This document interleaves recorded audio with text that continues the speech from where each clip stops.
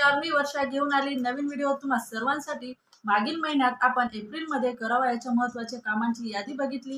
त्यावेळेस जे सेवेमध्ये नवीन ग्रामपंचायत अधिकारी म्हणून रुजू झालेले आहेत त्यांच्याकडून कमेंट्स येत होत्या की 1 ते 33 नमुन्यांवरती व्हिडिओ बनवा, परंतु 1 ते 33 नमुने डिटेल्स जर बघायचे म्हटले तर एका व्हिडिओमध्ये हे सर्व शक्य नाही, वेळेची मर्यादा आहे। त्यामुळे आपण एक व्हिडिओमध्ये एक नमुना आपण बघणार आहोत। तर आजच्या या व्हिडिओमध्ये सर्वात महत्त्वाचा ग्रामपंचायतीच्या दप्तराचा आत्मा ज्याला म्हटलं जातं ते म्हणजे कॅशबुक नमुना नंबर 5 ग्रामपंचायतीचे कॅशबुक याबद्दल आपण माहिती घेणार आहोत।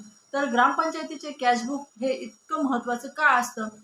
कारण त्यामध्ये सर्व जमा खर्चाचा हिशोब असतो आणि त्यावरूनच अनेक नमुने तयार होत असतात। म्हणजे ग्रामपंचायतीचं वर्गीकरण असेल नमुना नंबर 6 वर्गीकृत नोंदवही ज्याला आपण म्हणतो, त्यानंतर नमुना नंबर 26 त्यानंतर नमुना नंबर 3 वार्षिक जमा खर्च, हे सर्व ग्रामपंचायतीचे नमुना नंबर 5 वरून तयार होत असतं। त्यामुळे ग्रामपंचायतीच्या दप्तराचा आत्मा या नमुना नंबर 5 ला म्हणजेच कॅशबुकला म्हटलं जातं। तर कॅशबुक म्हणजे नमुना नंबर 5 ही दैनिक रोकडवही आणि नमुना नंबर 5 ही सामान्य रोकडवही, असे 2 नोंदवह्या आपल्याला ठेवाव्या लागतात।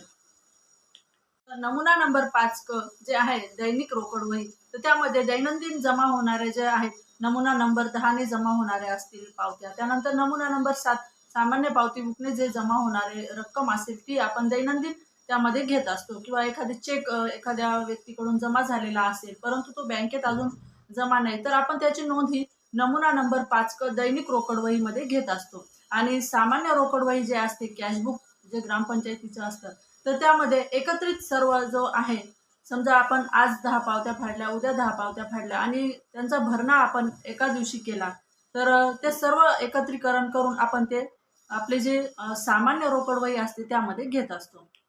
तर सामान्य रोकडवही लिहिताना काय काय बाबी महत्त्वाच्या आहेत ते आपण बघणार आहोत। तर पहिलं एक सूत्र लक्षात ठेवायचं, पावतीशिवाय जमा नाही, व्हाउचर शिवाय खर्च नाही। बघा, ग्रामपंचायतीचे आर्थिक व्यवहार करताना नेहमी आपण लक्षात ठेवायचं कुठल्याही व्यक्तीकडून जमा होणारी जी रक्कम असते त्याबद्दल आपण त्याला पावती दिली पाहिजे। तर जमा होणाऱ्या रकमा या वेगवेगळ्या असतात। समजा एखाद्याकडून अनामत जमा झालेली असेल तर त्याला नमुना नंबर 7 मध्ये सामान्य पावती आपण दिली पाहिजे। लोकवर्गणी असते तर त्याला देखील 7 नंबर पावती आपण नमुना नंबर जो 7 असतो सामान्य पावती असते ती त्याला दिली पाहिजे। दाखला फी असेल त्यासाठी देखील पावती पुस्तक आपण ठेवलं पाहिजे, त्यासाठी देखील आपण त्याला, किंवा ऑनलाईन दाखल्याची जर पावती ऑनलाईन दाखला दिलेला असेल तर त्याची पावती देखील जनरेट होत असते, ती आपण त्याला दिली पाहिजे।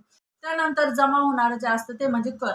नमुना नंबर 10 मध्ये कराबद्दल पावती, असं हा जो नमुना नंबर 10 आहे त्यामध्ये आपण प्रत्येक जो आपला खातेदार आहे त्याला आपण पावती देत असतो। ज्या व्यक्तीने आपल्याकडे कर भरणा केला त्याबद्दल त्याला ती पावती दिलेली असते। तर जमा बाबीमध्ये या सर्व बाबी घेताना आपण जी कोणी ज्या व्यक्तीकडून जमा झालेली असेल तर त्याला पावती दिली पाहिजे, म्हणजे पावतीशिवाय जमा नाही। आणि खर्च करताना देखील तीच पद्धत की व्हाउचर शिवाय खर्च करायचा नाही। XYZ व्यक्तीला रक्कम द्यायची असेल तर त्याचं व्हाउचर हे आपल्या दप्तरी असलंच पाहिजे। तर हे सूत्र कॅशबुक लिहिताना पहिले आपण लक्षात ठेवलं पाहिजे। आता बघूया प्रत्यक्षात सामान्य रोकडवही म्हणजे कॅशबुक हे कसं असतं। तर मी तुम्हाला इथे फोटो दाखवते। आणि प्रत्यक्षात आपण जर ग्रामपंचायत अधिकारी म्हणून कामकाज करत असाल तर दैनंदिन म्हणजे रोजच आपल्या हाताखालून कॅशबुक हे जातच असतं। ज्यांना सेवेमध्ये आता भरपूर वर्ष झालेले आहेत त्यांना तर ते तोंडपाठ झालेलं असेल, परंतु जे सेवेमध्ये नवीन रुजू झालेले आहेत तर त्यांच्यासाठी जमा आणि खर्च अशा 2 बाबी म्हणजे 2 बाजू या कॅशबुकाला असतात। तर पहिली बाजू जी असते जमाची, तर तिला एकूण 7 कॉलम असतात आणि खर्चाची जी बाजू असते तर त्याला एकूण 8 कॉलम असतात।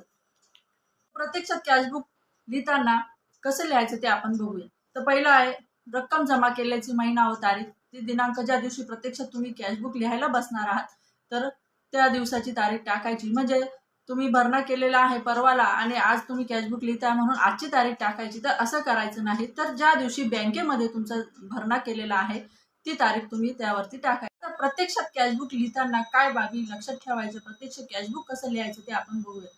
तर सर्वात प्रथम महत्त्वाची एक गोष्ट आपल्याला करायची ती म्हणजे पासबुक अद्ययावत करणे। आपलं ग्रामपंचायतीचं जे पासबुक आहे तर त्याचं आपण स्टेटमेंट काढून घ्यायचं किंवा ते प्रिंट करून आणायचं। म्हणजे पासबुक अद्ययावत राहिलं तर आपली एक पण एंट्री चुकणार नाही।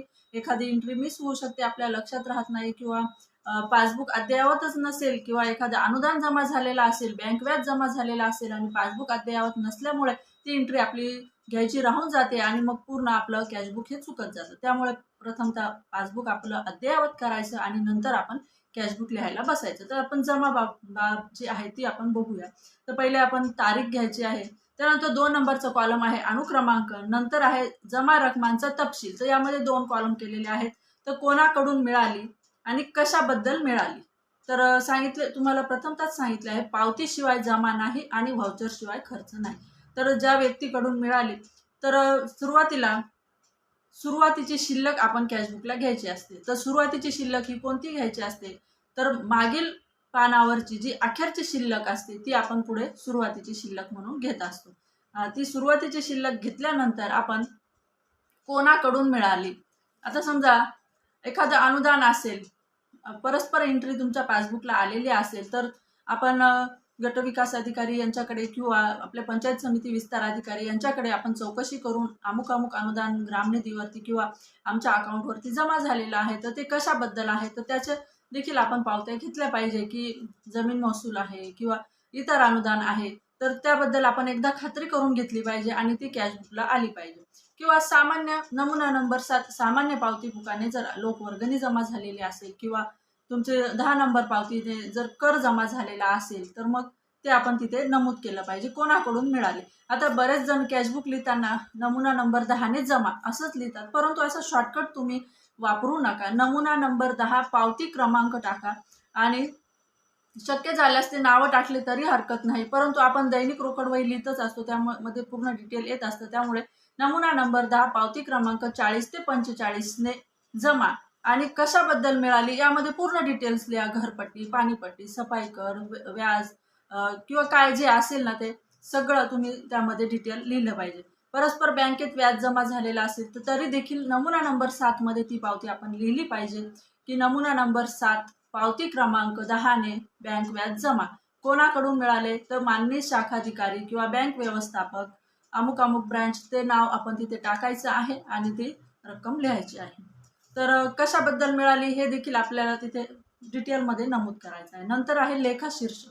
बघा आपण जेव्हा ऑनलाईन एंट्री करत असतो त्यावेळेस ग्रामपंचायतचं जमा आणि खर्च दोन्ही पण अकाउंट हेड आपल्याला ते टाकावे लागतात आणि त्यावरतीच आपल्याला ते खर्च देखील. आता कॅशबुक आपण जर ऑफलाईन जरी लिहितोय तरी लेखा शीर्षक आपल्याला हे टाकावं लागणार आहे. म्हणजे आपला ऑपरेटर जो असेल, आपला केंद्र चालक जो असेल, ते ऑनलाईन करताना त्याच्याकडून देखील चुका होणार नाहीत.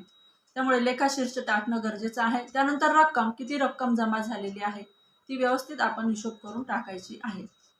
आणि नंतर मग येतं प्रारंभिक शिल्लकेसह रोजची एकूण रक्कम. म्हणजे मागील अखेरची शिल्लक जी होती ती आपण सुरुवातीची शिल्लक म्हणून घेतली. समजा ती असेल 1000 रुपये आणि आज जमा झालेत माझ्याकडे 2000 रुपये, तर मग मागील 1000 रुपये आणि आजचे 2000 एकूण 3000 रुपये आपल्याला हे शेवटच्या कॉलममध्ये आपण जेव्हा लिहितो त्यावेळेस आपल्याला ते नमूद करायचे असतात. आणि जमलाच तर तुम्ही अशा प्रकारचे शिक्के जरी बनवून घेतले तरी चालेल. त्यामध्ये आजची जमा म्हणजे आज तुम्ही बँकेमध्ये किती जमा केलेले आहेत, त्यानंतर येते प्रारंभिक म्हणजे सुरुवातीची शिल्लक, मागील पानावरची अखेरची शिल्लक किती होती ती सुरुवातीची शिल्लक आपण घ्यायची आणि दोघांची बेरीज एकूण एकंदर. म्हणजे हे आपला जे जमा आहे, जमा बाजूचं जे पान आहे ते आपलं परफेक्ट होऊन जात असतं. त्यानंतर आपण बघणार आहोत खर्च बाब. आता खर्च बाजूचं जे पान आहे, जमा बाजूचं पान आणि खर्च बाजूचं पान सेमच आहे, फक्त इथे जमा बाजूचा आपल्याला हिशोब आहे आणि इथे खर्च. तर पहिल्यांदा आपला दिनांक येणार आहे, नंतर येणार आहे 2 नंबर धनादेश क्रमांक. म्हणजे आपले जे व्यवहार असतात ना, आणि रोखीचे व्यवहार तर ग्रामपंचायतमध्ये आपण करतच नाही, सर्व काही रेखांकित धनादेशानेच आपण व्यवहार हे करत असतो. त्यामुळे धनादेश क्रमांक आपण लिहायचा आहे. 15 वित्तचा आपण PFMS ने व्यवहार करत असतो, तिथे PFMS येईल. त्यानंतर आहे प्रमाणक म्हणजे व्हाउचर क्रमांक. आणि नवीन आर्थिक वर्ष सुरू झाल्यानंतर पहिलंच जर चेक तुम्ही देत असाल तर त्याला 1 क्रमांक द्यायचा आणि मग तिथून पुढचे जे येतील तर 1, 2, 3 असे आपण सिरियल नंबर त्यांना देत राहायचे. त्यानंतर आहे रक्कम दिल्याचा तपशील. इकडे जसं आपण जमा बाजूचा तपशील घेतला तसंच आता खर्च तो कोणास दिली, तर ज्या व्यक्तीच्या नावे चेक दिला आहे त्या व्यक्तीचं नाव तिथे आलं पाहिजे. किंवा एखाद्या पुरवठादाराला आपण चेक दिलेला असेल तर पुरवठादाराचं नाव तिथे येईल आणि कोणत्या कारणासाठी दिली. बघा कॅशबुक लिहिताना किंवा खर्च करताना पहिल्यांदा काही गोष्टी महत्त्वाच्या आहेत, ते म्हणजे पहिलं तुमचं अंदाजपत्रक, 2 नंबरचा तुमचा मंजूर आराखडा, 3 नंबर मासिक सभा, 4 नंबर आहे ग्रामसभा मंजुरी. या सगळ्या बाबी आपण बघून घ्यायच्या आहे आणि त्यानंतरच खर्च करायचा आहे.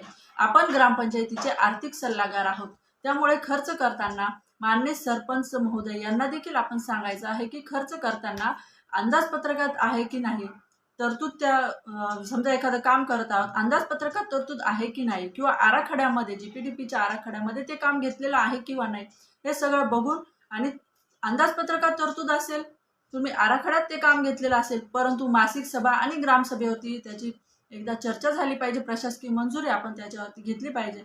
काम करण्यापूर्वी मंजुरी घेणे आणि काम झाल्यानंतर जमा खर्चाचं वाचन करणे हे देखील महत्त्वाचं आहे. त्यामुळे या 4 बाबी आपण पहिले खर्च करण्यापूर्वी लक्षात घ्यायच्या आहेत, त्यानंतर त्या आपल्या कॅशबुकला येणार आहेत. तर पुढचं आपलं होतं की कोणत्या कारणासाठी दिले. मग अंदाजपत्रकात हेड असतात, ऑफिस साधी, डेड स्टॉक किंवा देखभाल दुरुस्ती असेल, इतर अनेक कारणं असतात. तर ती कोणत्या कारणासाठी दिली ते नमूद करायचं आहे. त्यानंतर आलं लेखाशीर्ष, म्हणजे जमा बाजूलाही लेखाशीर्ष आला आणि खर्च बाजूलाही लेखाशीर्ष आलं.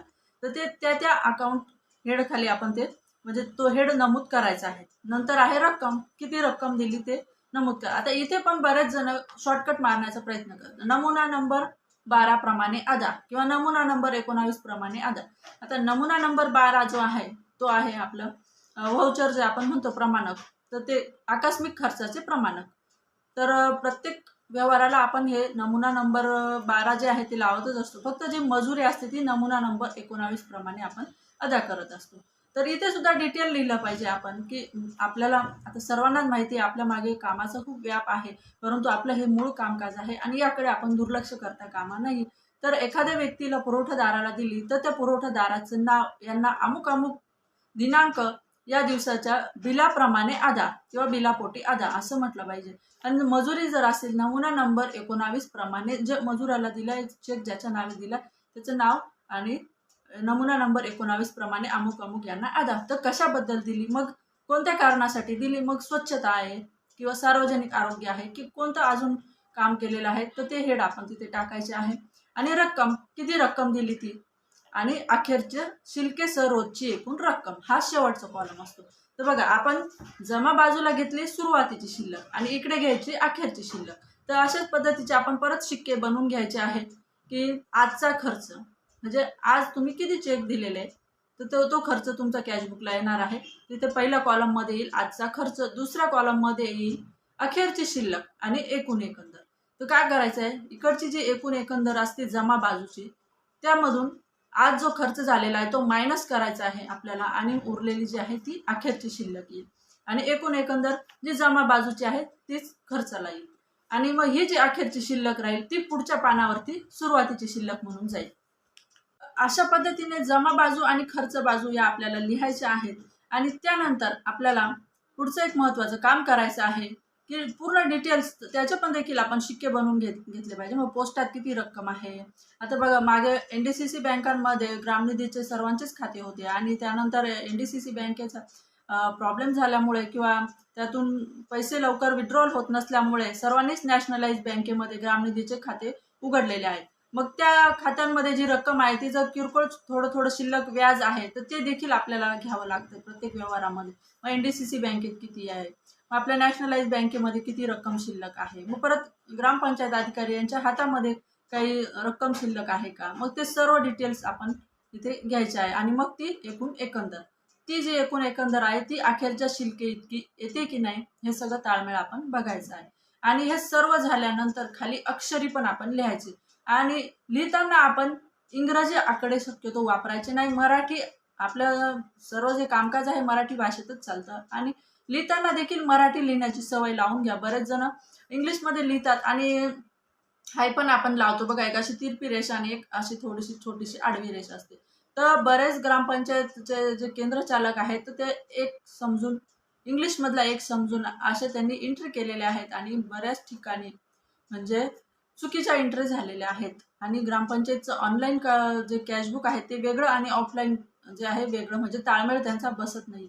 त्यामुळे स्पष्ट शब्दात सुवाच्य अक्षरामध्ये मराठीमध्ये लिहा आणि खाली अंकित लिहितो आपण, अक्षरात पण लिहायची आजची अखेरची शिल्लक अमुक अमुक, म्हणजे 1000 की 3000 रुपये आणि पैसे असतील पुढे तर ते पैसे सुद्धा लिहायचे आहे आणि खाली सरपंच आणि ग्रामपंचायत अधिकारी यांची स्वाक्षरी करायची. दैनंदिन व्यवहारावरती रोजच आपण कॅशबुक लिहिल्यानंतर सरपंच महोदय यांची स्वाक्षरी घेणं हे बंधनकारक आहे आणि दोघांची स्वाक्षरी झाल्यानंतर त्या दिवसाचा व्यवहार हा आपला क्लोज होत असतो आणि मग ते आपण कॅशबुक ऑनलाईन करत असतो. आणि मग आपण हे ग्रामपंचायतचं कॅशबुक आहे ते ऑनलाईन करत असतो. तर ऑनलाईन कॅशबुक कसं बघायचं ते आपल्या सर्वांना माहिती आहेच. त्यामुळे फक्त ऑफलाईन कॅशबुक लिहिताना या बाबी ज्या आहेत त्या महत्त्वाच्या आहेत आणि ह्या सर्व लक्षात ठेवून आपण कॅशबुक लिहावं.